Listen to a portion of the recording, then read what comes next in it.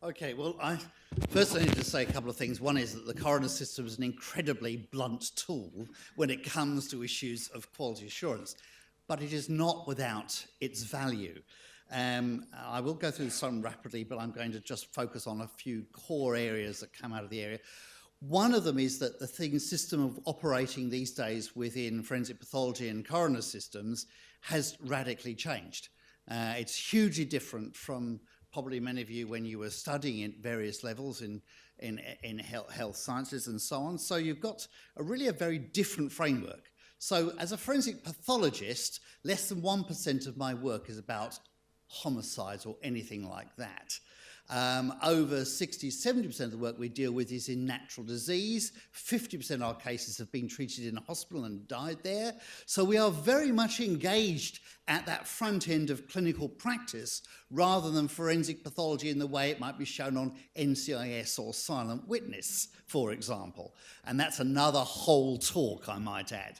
So when you think about systems of review of care and so on, one of the things you've got to think about, and I know this is deeply concerned to both colleges and hospitals, is issues of timeliness. Well, we could give you an incredibly timely service that gave you everything you needed for the next morbidity and mortality meeting. The problem is it would cost millions and no one's going to fund it. So let's get that out of the way because that's just one of the realities. There's no question that what we gather and the information we gather can help inform what goes on in healthcare. The issue for all aspects of death investigation is a critical one, which basically says if you don't have your legislation right to capture the cases you want investigated through an independent process, that is reportability, and you don't adequately fund the investigation process to carry out the investigations to the depth you need, and thirdly, you do not have an efficient system for communicating the findings of those investigations, it will have no real impact on actual care provision. So those are the three structures you've got to think about. So I'll talk a little bit about truth and myth because we want to cover some of those up. We'll cover up lots of stuff here. There'll be some stuff on the jurisdiction, the death investigation service, and what we're doing these days to change those processes. So what we do is subject to some huge issues. So we've got all this media, and unfortunately the families think this, the police think this, the lawyers. I have given talks to bar readers, which has been revealed that most of them thought that coroners were forensic pathologists, despite having quite some considerable period of time in practice as a solicitor, which always amazed me. But anyway, these are the broad ranges, and this colours everything we do. Every time we talk to a family, it's coloured by those processes. And these are the sorts of things that people generally believe. And they've taken it from TV shows, largely American shows, where the coroner system, of course, is utterly different. In fact, there's 7 or 8 different systems of death investigation in the US, and they're based on counties, not even states. So it's a very different structure. So I won't go through them all, but they're pretty obvious. And but this is the stuff that people believe. And that's where we need to start, because unless you understand what the belief is, you can't adequately communicate. So, message number 1, first message. Today, only about 40%, just over 40% of cases referred to the coroner result in an autopsy. Well, you know, that's a big change from previous years, isn't it? Huge change. It's not just that. The Royal College of Pathologists of Australasia has now removed the autopsy training requirement from pathologists. Okay? So there is no postgraduate training structure in autopsy practice anymore. I bet that was news to some of you. So again, the only repository in one sense now of training in autopsy practice is the forensic pathology stream within the college. Now, they probably will introduce a clinical diploma in autopsy practice. That's almost certainly going to happen for those anatomical pathologists who do want to maintain or develop those skill sets. So, we first have to ask ourselves the question, who investigates most deaths in our community? And of course, it is people like Dr. Shipman. In other words, primary care practitioners who are the principal death investigators in our community. They write death certificates. That's the death investigation. Okay, they've got the full clinical skills. Unfortunately, the Registrar of Birth, Deaths and Marriages refers about 600 cases to the coroner every year where the death certificate on its face discloses a reportable cause of death, which was not reported. 600 a year. And that's a big part of our workload. It's 10% of our work. So death is indeed a political activity simply because communities demand our governments keep us safe. That's why we've got all these Commonwealth procedures, that's why we've got all these state procedures, it's why we have these whole systems built up into a health system to try to deal with those issues. It is a political activity, and many of the issues that Michael has just talked about actually have a political dimension. Balancing privacy, disclosure, all of those issues are critical issues. At the end of the day, the community makes a decision on. Politicians make a decision on. And that's where the tensions sometimes arise within practitioners. So I'm not going to go through the history. It's really interesting, but it is possibly worth knowing how the preamble to the 2008 Coroners Act is written, because it is a really important preamble to legislation. And I know, like putting legislation out to medical groups usually, but look at it says, the purpose, preventable death, public health and safety, administration of justice. That is the underpinning framework of what the legislation is trying to achieve. And of course can be looked with when you're trying to construe the meaning of various terms within the legislation. Solicitors these days, every coroner, we have lots of coroners, each coroner has their own solicitor, their own registry team, and access to a research unit in Victoria, at least, which is far better served in that way than any other state or territory in Australia.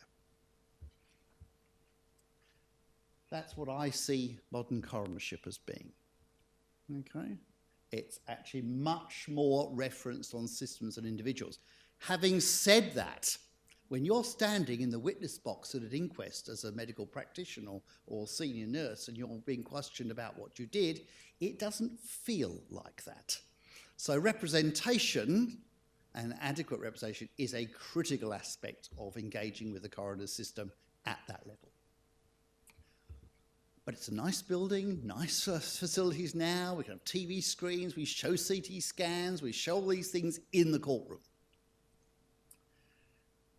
What do coroners investigate? We all know what's reportable. After all, you never get it wrong, even though there's 600 cases a year that do get it wrong. But there, in fact, is very little case law that helps us determine, written by people who write legislation. And, you know, parliamentary draftsmen are very good at this sort of thing, but they're not necessarily medical. And even when they've got advice, it doesn't necessarily meet the advice structures that we doctors would benefit from. So what does unexpected mean? You know, whose death is unexpected? Well, unexpected by whom and at what stage in the therapeutic process? When they come in, or whether they're in multi-organ failure about to die? Whether Granny thinks they should have died, or whether the consultant surgeon thinks they should have died? Undefined. Not natural. We can't even agree on what natural causes are. So if you die of mesothelioma, is that natural? Or was it due to the fact you did a house renovation 30 years ago and got exposed to asbestos? Or you worked in this industry 20 years ago? We don't know. Violence, well, that's probably a little bit easier. In care or custody, misunderstood all the time, and by the time someone who's a young person in an aged care facility with severe problems in terms of semi-vegetative states dies, and they've got 7 volumes of notes, and it's only in volume 1 that it makes reference to they were being chased by the police when they jumped off the building and got their head injury. That's the reason why that case doesn't get referred, simply because they don't realise that the death has occurred in the broader context of what is meant by in care or custody. Result of a medical procedure. Oh, now we're getting to the nitty-gritty. Then we've got to define what a medical procedure is. And the result of, there's lots of richness in the result of. An unidentified person, that's easy. No death certificate, used to be easy, getting more difficult. Directly or directly due to accident injury or indirectly. Message number 2 today. The word suspicious doesn't appear anywhere in the Coroners Act, and my principles, this is Ranson's principles, the 4 Ps, about where you help interpret what might be reportable are public interest, private interest, public record and prevention. If you think of those 4 Ps, you're likely to be able to make a good choice about how to interpret the meaning of some of those terms. So the Coroners legislation is principally designed to find out who the person is, when they die, the cause and circumstances. Hold an inquest perhaps, make and deliver formal recommendations, yes, and publish them. So now cases going to the coroner are published. So there's another way of looking at and cross-referencing other confidential inquiries with a public reference system. Interesting. So, in order to support the coroner, there's a medical service that provides the medical input on that. Part of it's based at the Institute, where I am, and part of it's based within the court itself. So those are our structures, and we'll come to a little bit about that. So what do we do? Well, we provide death investigation services in about 6,000 to 7,000 cases a year. We also have clinical service, education, blah, blah, blah, tissue bank, and drug testing. We do all the roadside drug tests and alcohol tests and so on with police as well. So quite a wide range of a scope of services. We also have the Donor Tissue Bank Victoria, where we're providing a whole range of tissues for transplantation as one of the therapeutic arms of the organisation. As I said, message 3, most cases do not proceed to inquest. There are 6,500 death investigations approximately, probably under 200 inquests. So the chances are a case will not go to inquest unless one of those big 4 Ps come in. You can apply it again in that criteria. Where is the public interest? And that's probably going to be the defining thing. Now, there are some mandatory inquests. I'm not going to go into those, but they relate to things like homicide and so on. So the elements of the death investigation process as per the coroner is firstly reporting. How do we ensure that reportable deaths are reported and how do we process them when they are? The investigation procedure and then the communication of findings. The investigation procedure is both medical social and legal social. And that is the unique feature about a coroner's death investigation process. It is both a legal investigation, the same level that a solicitor will be carrying out in a law practice, where they're thinking about legal approaches to the investigation around the requirements of the Coroners Act, and a medical process which is not a legal investigation process, but thinks from a more scientific and medical aspect about the investigation and the elements and the facts that come out of it. Some people think because you have bits of knowledge in both camps that you can sometimes blend those two. I would say to you that's madness. If you think like a lawyer, you think like a lawyer. If you think like a doctor, you think like a doctor. There is value in combining those two, and that's what the coronial process gives you, but don't believe you can synthesize a common, basic, underlying principle of investigation because it doesn't exist. So when we talk about the medico-legal side, we're integrating a lot of information. Now we know, for example, the whole emerging fields of contextual bias is taking over not only the forensic scientific and medical world, but also starting to move into the clinical world. So the concept of what information you are given. The forensic scientists tell us you shouldn't be told anything about the case. You just get body, do autopsy, come to a conclusion and ignore everything else. Well, that may be a very purist approach to a legal thinking approach, but unfortunately, it is not the way medics practice medicine. It is based around the knowledge we have of the case, that knowledge is told to us. Now, we all know which patients we believe and which patients we don't believe. How much you smoke, how much you drink. It's usually not an incredibly truthful statement on the part of a patient. But doctors are actually attuned to looking at those and considering those issues. So contextual bias, as it applies to us, is problematic. We need circumstantial information. An autopsy could take me half an hour. It could take me 6 days. Whether it takes me 6 days or half an hour depends almost entirely on the context and the history I've got. Therefore, it is a necessary consideration. But we will do all of those things as part of our routine, and it's an information-driven process. So what happens in practice? You ring up and you speak to a team of nursing staff in our 24-hour office. And they will collect demographic information, find out the patient, etc., etc. There's a duty coroner sitting in that office, certainly in ordinary working hours. There's a duty pathologist sitting there, and there's an on-call pathologist out of hours, and an on-call coroner out of hours. So that's a whole process. We have a team anthropologist, dentist sitting there to do with the ID side and identification of the deceased individual, because it has to be done to a legal standard. And they coordinate the whole process. They arrange for the records to be obtained, perhaps ante-mortem specimens from the hospital pathology labs or whatever. They collect all that information, and they will talk to the family, what we call first family contact. They will ring the family. We'll find out who is the senior next of kin. They will find out critical information about, is there a GP? Were there several GPs? Had they recently received treatment which nobody else knows about? That sort of thing. So they'll gather that information, and if they find that they attended a Box Hill Hospital or whatever, they'll contact the hospital to get the records of that patient as well. Because we don't trust a 19-year-old police officer in a divisional van. They're not particularly astute when it comes to medical information. They'll provide information in the coroner's process, and they'll provide references to initial bereavement support if required.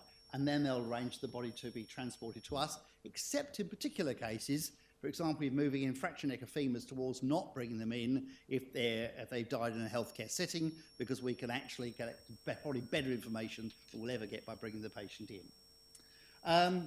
At that point, we might be called to pathologists to the scene, but again, we don't go to many scenes these days. We have an admissions area, it's all very straightforward. What is unique in Victorian coronial legislation is we have what is called a preliminary examination process. It's not found anywhere else in Australia, and not probably in the Commonwealth jurisdictions around the world. This means that once the case has been accepted into the process, with no coroner's approval of any procedure, we can do these things: visual examination, review information, take samples of body fluids, imaging the body, test samples, fingerprint the body, all those things. And all we need is for the body to be presented to us by the coroner. We do not require any other permission to do those testing. Now, the rationale for that is that the next day following that process, we actually have, so that's message 4. We don't require permission to do any of those things. The next day, we have a case management meeting with the coroner, where the nursing staff present the information from the family. The pathologist presents all the information they've gathered from the history, looking at the body externally, doing a CT scan, which we do in 100% of cases that are admitted. And then we have a triage discussion about what is the best and most effective method of investigating that death, taking into account public and family issues which the coroner is required to do. And at the end of that, the coroner will decide between all those issues as to what procedure will take place. So we have a full autopsy, a partial autopsy, an external inspection only with the other testing and so on, and there's a range of things that might need to be done. At the end of that meeting, we go back to the family again and talk to them about what the coroner has decided and why, and see whether they are happy with that or whether they object to it. And they can exercise rights of objection or review at that point. So we're dealing 20, 30 investigations like that every day. Most of them are natural, as I said, 50% hospital, less than 1% homicides, always 120 so bodies in the fridge, tuberculosis, main occupational hazard of forensic pathologists. Several of my colleagues have had pulmonary TB. I may have, I don't really want to know. So there's a whole range of issues. 40% only autopsy these days, but it means that radiological skills have become critical for pathologists, because we do CT scans on everybody, and we'll do 2 or 3 post-mortem CT angiograms a week as part of the routine process. And we're trying to help answer these questions.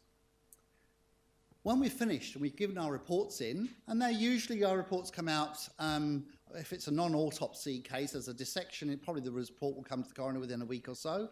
Autopsy, straightforward cases might come to the coroner within 2 or 3 weeks or so. Complex cases requiring a lot of analysis and other samples being sent off interstate for specialty labs might take 6 weeks, a couple of months or something like that.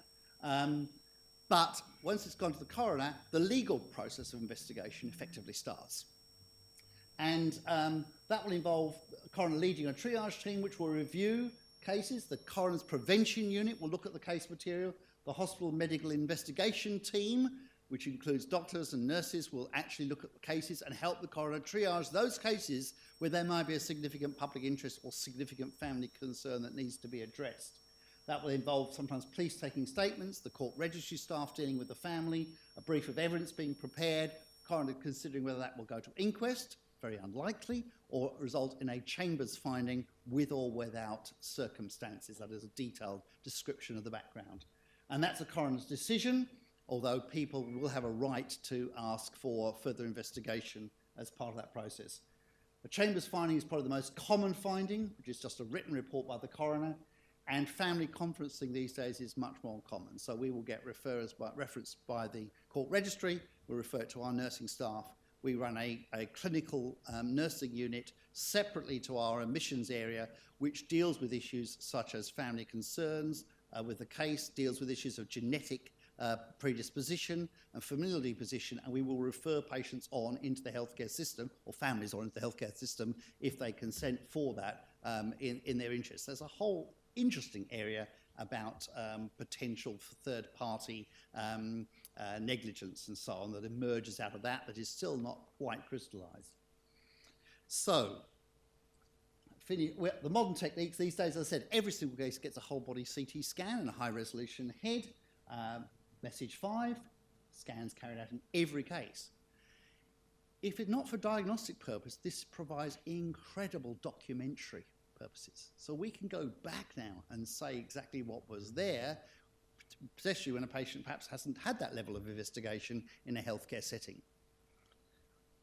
Not to say there aren't some issues with that, but the digital permanent record is quite useful for us and also for hospitals in quality assurance, case audit, complaint management, education planning, and again it gives us a chance to very much refresh our memory about cases before we go to give evidence in any issues. Clinical engagement, so there's a therapeutic engagement and an external engagement. I won't go through all of those, but I think you can see that there's greater engagement these days at a therapeutic level, and obviously quite a considerable engagement in various levels of hospital. Is that good enough? No, I think we should do a lot better in that area, and some of the communication developments between what we're doing and what's happening in the hospital sector is not as good as it could be. Rejection of the coronial communiques, the aged care communique, has been very successful. But I think message 6 is that forensic pathology has both a direct and indirect therapeutics provision for services. I won't perhaps go into the court environment. It's quite fun because I love being in court. I can't think any better day than being in the witness box, I have to say, as a professional. But I know that not all my colleagues agree with me in the medical profession. But it is interesting to understand the parameters, and one of the things that forensic pathologists do have, and those engaging a lot of medico-legal work, is they understand the framework of communication in a court setting as opposed to a therapeutic setting, and that is a particular, not just a skill set, but a nuanced way of working. Coroners can make recommendations. The critical issue, however, is what happens to those recommendations. The coroners cannot order anything to be done. They are fact finders, and they are finders of recommendations, if you like, which could improve outcomes for the community safety. But they can publish them, and they can expect an agency to where a recommendation has been made against them to respond, legislatively they're required to do so, and they can and will publish that response. So that public disclosure is an important part of an indirect power that the coroner has. Because if they choose to make something clearly disclosable like that, then that's a powerful message for the next case that comes along. Were you aware of this? Do you have a system to follow that up? We've communicated with your professional craft groups. What have they done with it? Was it in your newsletter for your discipline? Blah, blah, blah. And that becomes a very powerful piece of information. And it's all about, of course, closing the loop. So many of the activities you're engaging with in healthcare settings about morbidity, mortality and assessments are also occurring in this setting as well. So we have justice outcomes and we have healthcare outcomes. Message 8, forensic medicine and coroners jurisdiction are wholly funded by the Department of Justice and Community Safety, has no formal relationship with the Health Department or Community Services. Those are the sort of links. Those are the 7 messages.